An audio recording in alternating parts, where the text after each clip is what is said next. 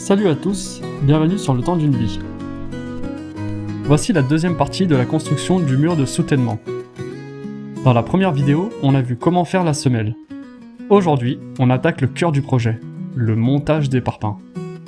Je vais vous montrer tout le processus, du matériel jusqu'au coulage des poteaux. On y va étape par étape. Pour cette étape, j'utilise des parpaings creux de 50 par 20 cm,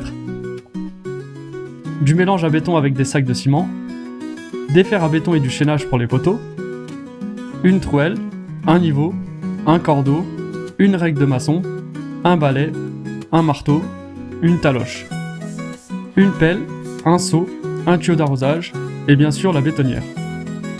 Il vous faudra un perforateur avec une mèche longue, un pistolet à cartouche et du scellement chimique.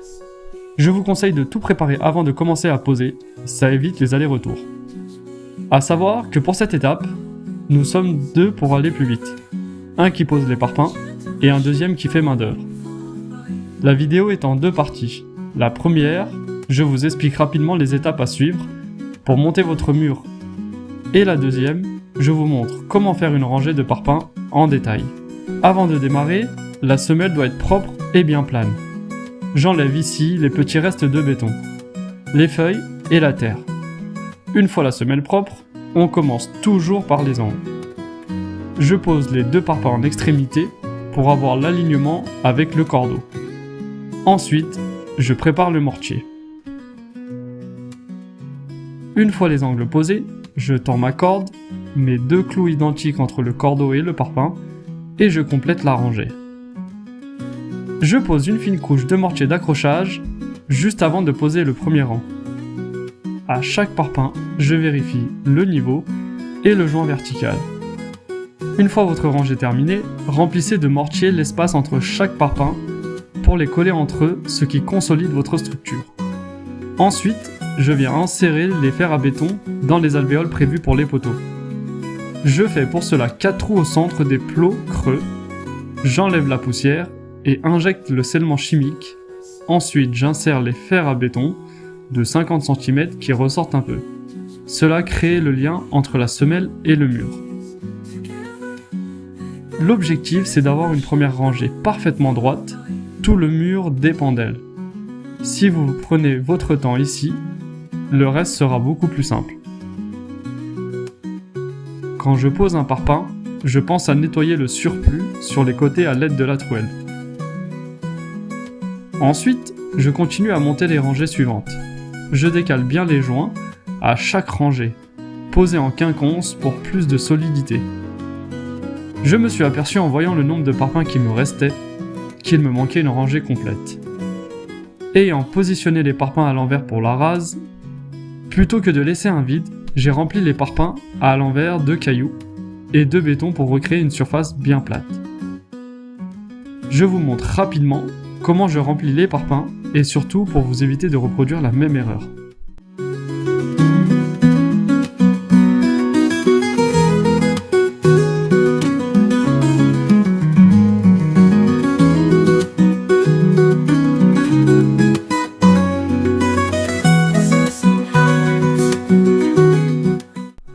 Une fois cette base prête et sèche, je peux poser la dernière rangée de parpaings.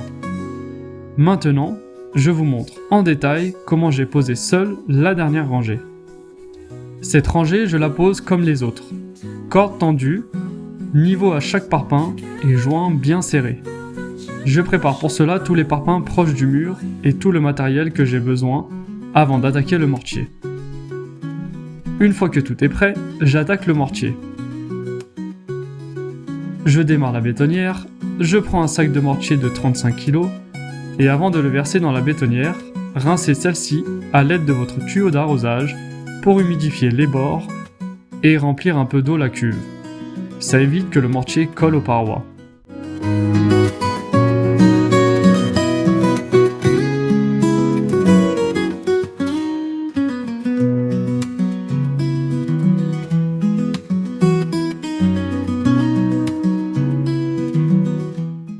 Je verse ensuite le sac entièrement et commence à rajouter de l'eau petit à petit jusqu'à avoir un mélange homogène et pas trop liquide.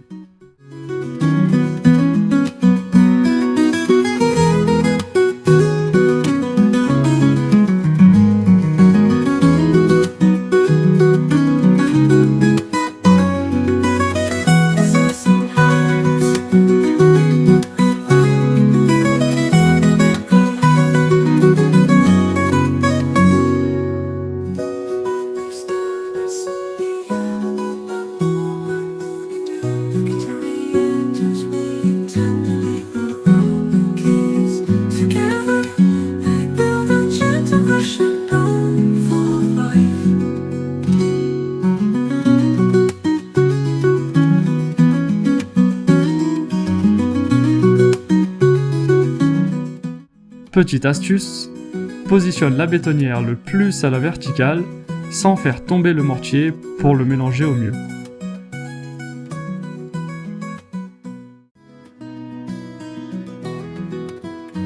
J'arrose la brouette avant de verser le mortier dedans, toujours pour éviter que ça colle.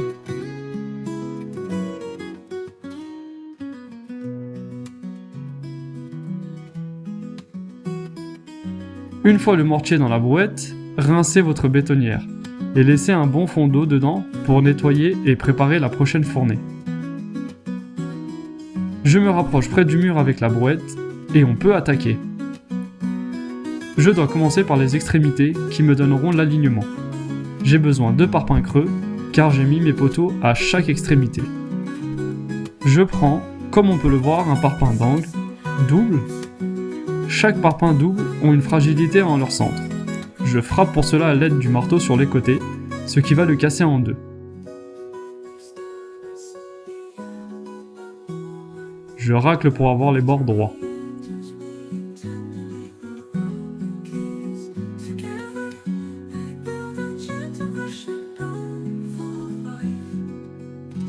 Vérifiez bien que les joints soient en quinconce.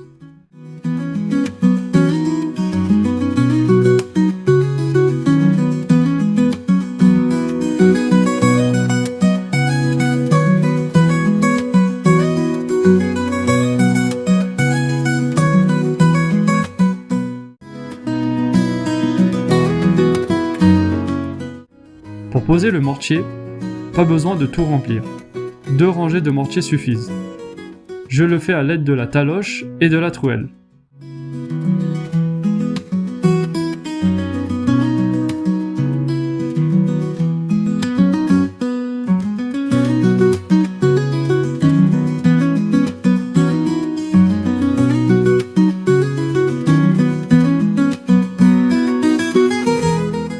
J'attrape mon plot d'angle et le positionne sur le mortier. À l'aide du niveau et du marteau, je règle d'aplomb.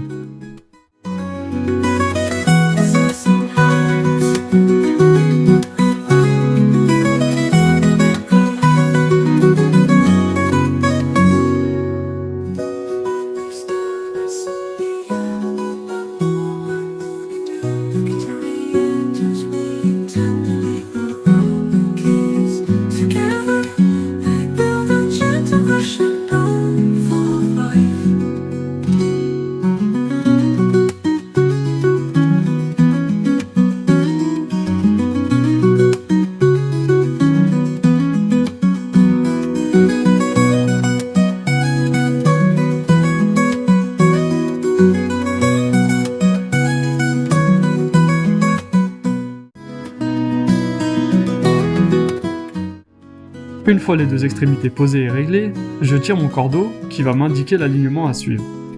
Pour cela, faire une boucle au départ de votre corde, placez-la sur le premier parpaing et tendre le cordeau à l'autre parpaing. Faire plusieurs tours sur celui-ci pour que la corde reste bien tendue.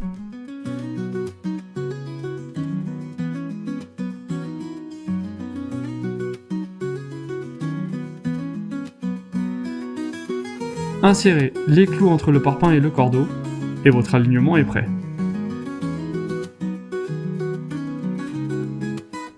On poursuit avec la pose des plots, en suivant l'alignement et le niveau.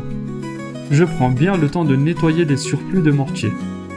Le rendu doit être propre, prêt à accueillir l'échaînage et les poteaux. La première partie du mur est finie. Je m'occupe de la seconde partie. Je vous laisse en musique apprécier le travail.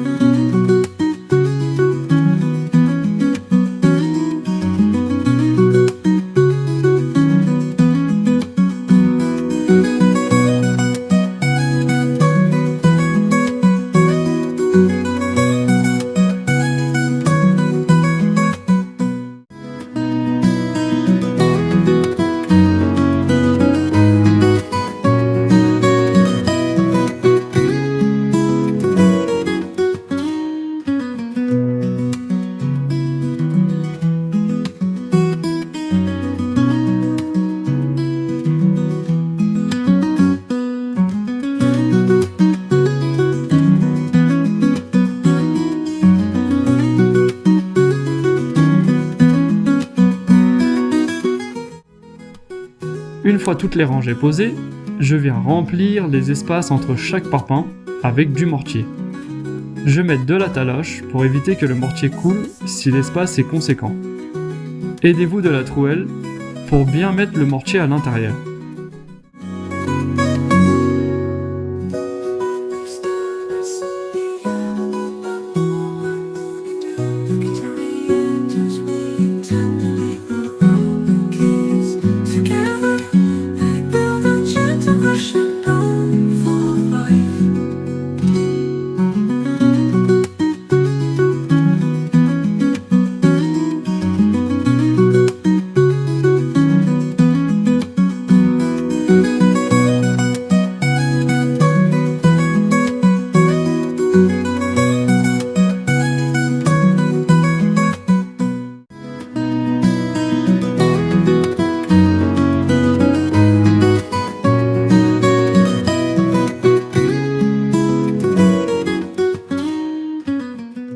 J'enchaîne par faire les joints proprement à la trouelle, pour une finition nette.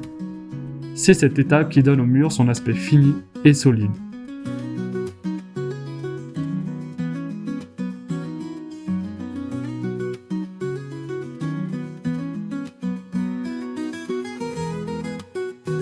Entre les deux murs, j'ai installé un regard pour l'accès à l'arrivée d'eau du lavoir.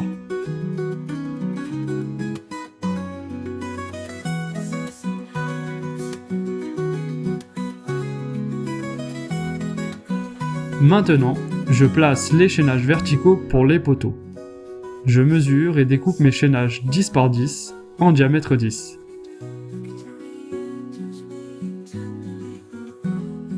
Je les cale dans les alvéoles prévues, je vérifie qu'ils soient bien droits, puis je coule le béton directement dedans.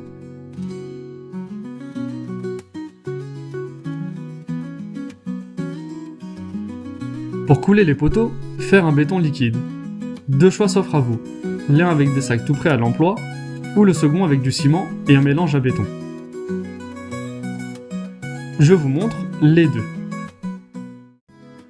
Premier cas, les sacs tout prêts, versez simplement le sac dans la bétonnière, humidifiez et rajoutez de l'eau.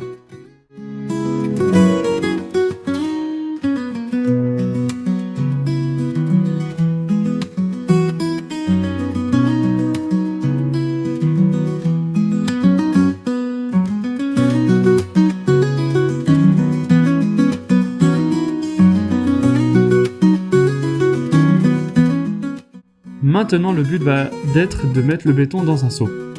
Première tentative, versez le béton dans le seau qui est posé dans la brouette, pour éviter de perdre tout le béton par terre.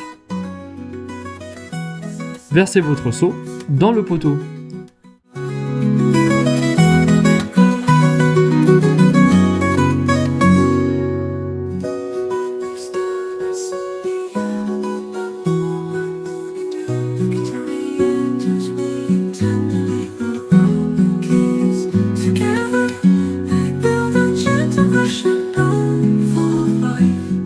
Deuxième tentative, versez le béton dans la brouette, puis versez dans le seau avec la brouette. Versez votre seau dans le poteau.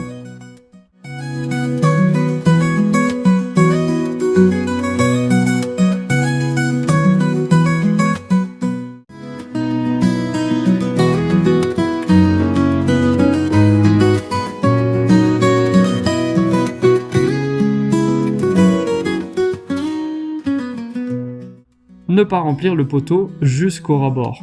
Laissez 10 cm pour bouger le chaînage pour bien faire couler le béton. Et ainsi, lorsqu'on fera la rase, celle-ci sera prise avec le poteau. Deuxième cas, faire le béton avec le ciment et le mélange sable-caillou. Mettre dans la bétonnière remplie d'un fond d'eau 5 pelles de mélange. Incorporer le demi-sac de 35 kg de ciment et rajouter 5 à 6 pelles de mélange. Rajoutez l'eau. Et voilà, on vient de faire du béton.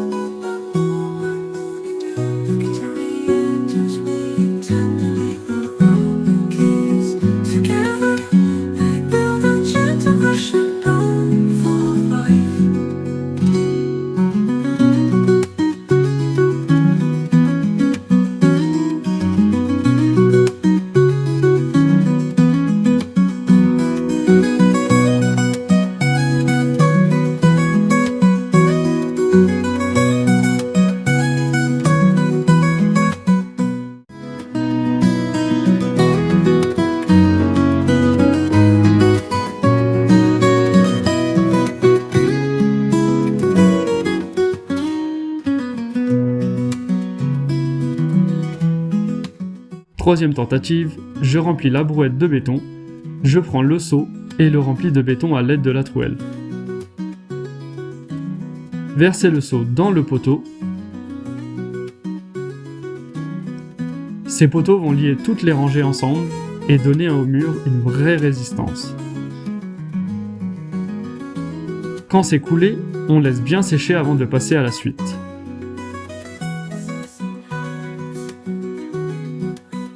Voilà, le mur commence vraiment à prendre forme. Dans cette deuxième partie, on a vu tout le montage des parpaings, du premier rang jusqu'au coulage des poteaux. Dans la prochaine vidéo, je vous montrerai l'imperméabilité du mur et la préparation du drainage derrière. N'oubliez pas de vous abonner si ce n'est pas encore fait, et de laisser un commentaire si vous avez des questions. Allez, on se retrouve très bientôt pour la suite. Arvipa!